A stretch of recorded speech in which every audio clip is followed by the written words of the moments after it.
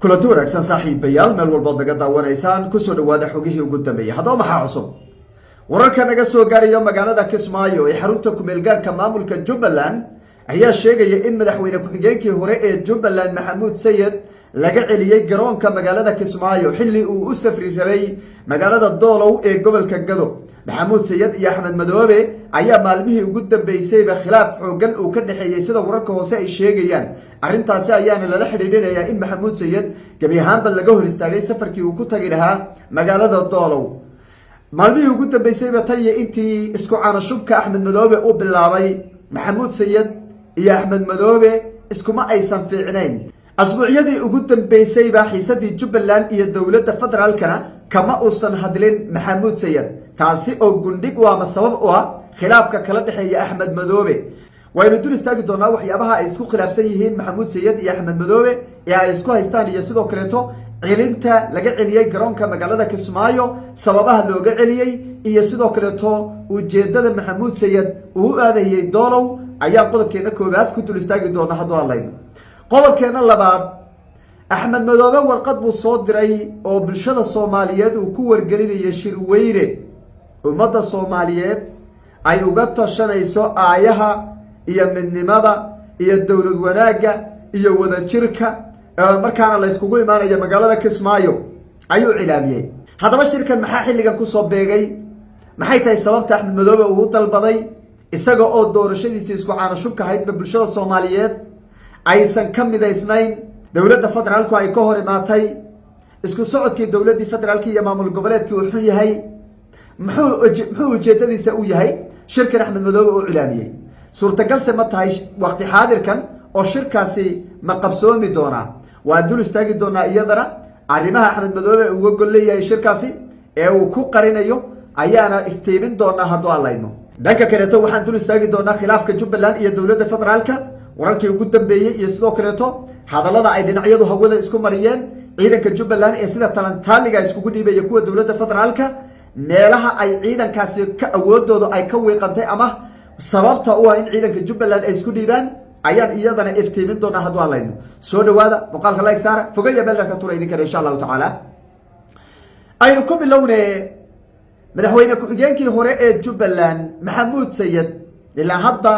Jubbaland madaxweyne ma lehe nin baa meesha xoog iskaga fadhiye, waqtigoodina waa dhamaaday oo dhowrkii sano ugu dambeeyayba bilaash bay iskaga joogeen oo de ma aysan waqti maandayda kuma aysan joogin. Maxamuud Sayid ayaa waxay wararku sheegayaan goordhow soo dhacay in laga celiyay garoonka magaalada Kismaayo oo loo diiday inuu u socdaalo degmada Doolow oo ah deegaanka isagu ka soo jeedo, isaga beeshiisana markii laga taga Mareexaan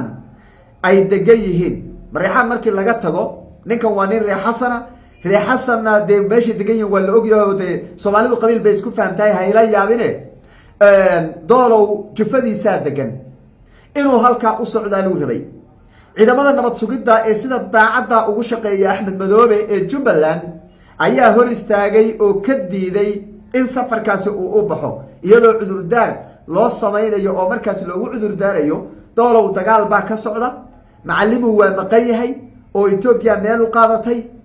xaalad adag baa jirta, amni darra socota, ciidan dowladda meesha qabsan raba, meel u dhow bay joogaan, ayadoo markaa cudurdaar ay u sameynayaan oo amnigaana waa in la ilaaliyo la leeyahay ayaa looga hor istaagay. magaalada Doolowna de waxba kama jiro, degmada Doolow dagaal beeleed waa ka dhacay laakiin waa dhamaaday oo dhowr asbuuc ka hor buu dhamaaday. arrintaas waa lagu kala calaf qaaday oo de laba beelood baa meesha ku dagaalamayay, labada beelood ee ku dagaalamayeen de way ku kala calaf qaadeen, uuna soo dhamaaday simadii dhaqankana de way dhex galeen oo hadda wax dhibaato kama taagno. waxa de amni darro oo Doolow haysato oo looga cabsadana ma jirin. laba arrimood ayaa lala xiriirinayaa Axmed Madoobe iyo Maxamuud Sayid. horta khilaaf xooggan baa ka dhaxeeyay waayihii ugu dambeysayba intii isku caanashubka Axmed Madoobe uu bilaabay Muqdisho uu ka soo laabtayba Maxamuud Sayid iyo ninka la yiraahdo Axmed Madoobe iskuma aysan fiicnayn. sababa la xiriiray isku caanashubkan Axmed Madoobe oo meeshan iskaga soo noqonayo suu raba iska yeelayo, qofna uusan la tashanaynin, cid wax ka ogeysiina aysan jirin ayayna iskaga dhaceen oo wuxuu yiri warniyow bal dalka khalkhal ha gelinine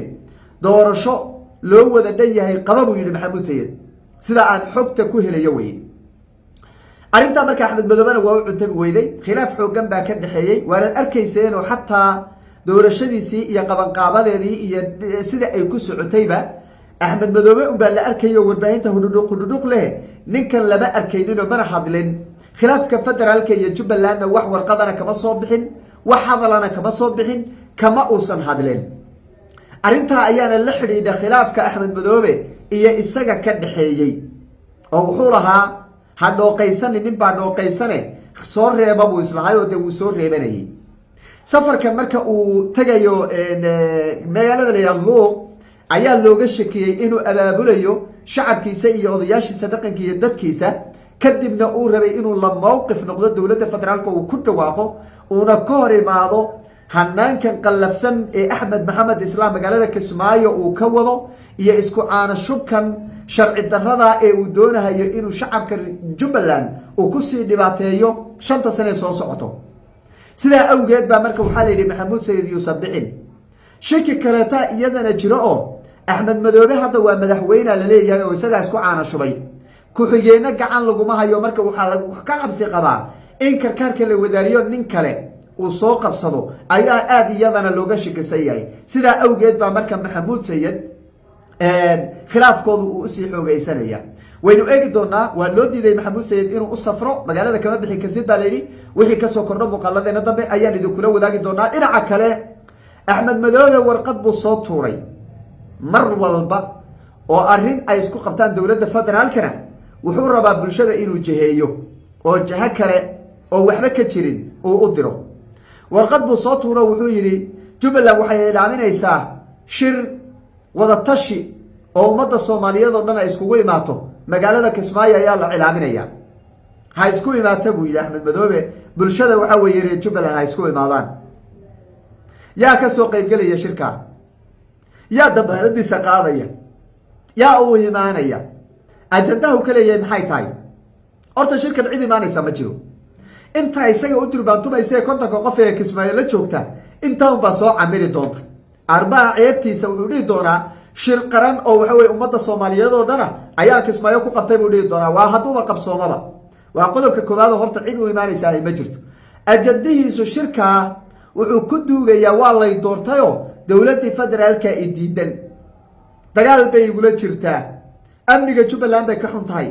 horumarka jubbaland bay ka xun tahay ninku ma xishoodo waxaan marka aan nin weyn uusan ku hadlin ayuu rabaa inuu intuu meesha la soo fadhiisto dowladda federaalka duulaan igu wada dowladda federaalka ay la dagaalamaysa anigoo lay doortay doorashadeeda diidan tahay xasan waa markii labaad doorashadeeda uu diidayo aniga si sharciga laygu doortay doorasho sharciga qabtay war maa doorasho 8 bar lagu qabtaad aragteen oo wax walba lagu soo gabagabaysto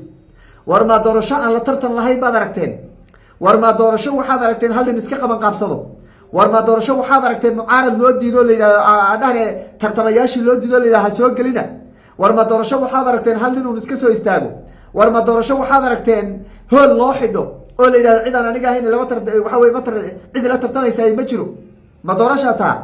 waxaasuu rabaa marka inuu bulshada soomaaliyeed uu ka dhaadhiciyo oo isagu uu jaho kale uu u jaheeyo shacabka uu ka hor keeno nimankaas muqdisho iska jooga ee iska allahood aan leen waxbaba gacan ku hayn ilaa waxba ma maamulaane gobolka banaadir bay xataa si dhaba u maamulin waxbaba gacan kuma hayaane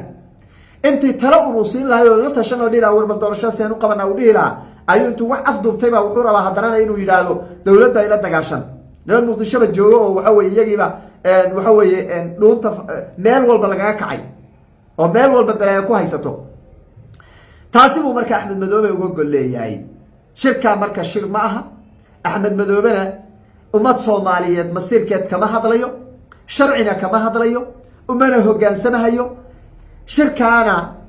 dad badan oo iska mangaaba iska jiro oo qolofkoodu iska wenyahay kuwaas baa soo camiri doona hadduuba qabsoomee war ha gelinayna leenahay annaga xogtiisa inaga hayna ha tegina ha isdhiiqaynina ha isnijaasaynina oo weysada ha iska jabinina oo meesha ha tegina meesha ayaan la tegin baan leehay taasi waa midda iyadana dhinaca kaleeto khilaafka jubbaland iyo dowladda federaalka hadda weji cusub buu yeeshayba ciidankii daraawiishtaaba qulqulaya ciidankii daraawiishta ayaaba qulqulahayo ka carara ninkan meel marka ciidanka ay ka cararayaan ninka shacabka ama siyaasiga kusoo ordaya dee waa ninaan garaadkiisu joogin oo xiskiisu joogin weye waxaa la rabaa inaad qiimayso urta meesha u socotay iyo dabayshu meesha u socotay inaad qiimaysid baa la rabaa inaad qiimaysid qofka aad u imaanaysa qiimeynayso waxa uu yahay effectiga siyaasadeed hadhow kugu reebaya la rabaa siyaasiyiinta iyo marka shacabka Soomaaliyeed iyo dhammaan saraakiisha ciidanka Jubbaland ee daraawiishta ku harsan wali Axmed Madoobe gacantiisa waxa leeyahay maanta waxa ka badbaadaya Axmed Madoobe ninkii iskaga taga maanta waxa ka badbaadaya ninkii Axmed Madoobe ka hor imaada ninkaas ayaa sharaf iyo cizi yeelanaya oo ummadda Soomaaliyeed iyo meel walba iyo Jubbaland barito ay wax u dhiibanayaan ninka maanta Axmed Madoobe dulmiga uu ku jiro ku difaacana de hadhowto waa taariikhda ugu qorantay ummaduna way istaqaanay hadhowto yuusa shalayn Axmed Madoobe waxba ma samaynin waxna ka tagi maayo maanta haddaan xataa qabano oo waxa weeye meesha laga eryo xataa wax maanta uu inooga tagayay ma jiro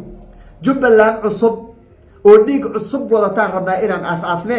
ninka hala iskaga tago yaan la taageerin yaan la kaalmaynin ciidanku ha iskaga qulqulaan siyaasiyiintu ha iska ka waantoomaan nimankaas xildhibaanada dhuumi qaatayaasha wiilka gacmaha dhuudhuubnaaye marjayga ay askariga shalay feeriyo uu qaybta ka yahay kuwa wala la xisaabtami doona iyagu maxkamad baa la geyniyay dadka kaleeto yaysan ninkaas ku sawirin yaysan u tagin waa daalim waa dulmi wade ninkaas waa dagaal baa naga dhaxeeya ummadda Soomaaliyeed oo dhan buu soo khiyaamay cid maanta uu dhaafay oo bulshada Soomaaliyeedna ma jiro ilaa iyo labadii ku dawladii ku meel gaarka ay maantana waa ninka aad aragtaan fidmo wadaha ee ummadda inaga takoray ee hormar la'aanta iyo dhibaatada Jubbaland baday ninkaas waxaan leeyahay ninka dagaal baa lagu qaadi waana la soo qaban insha Allah ta'ala hadeena gacanteena ku qabanina Ilaahay baa soo qabanaye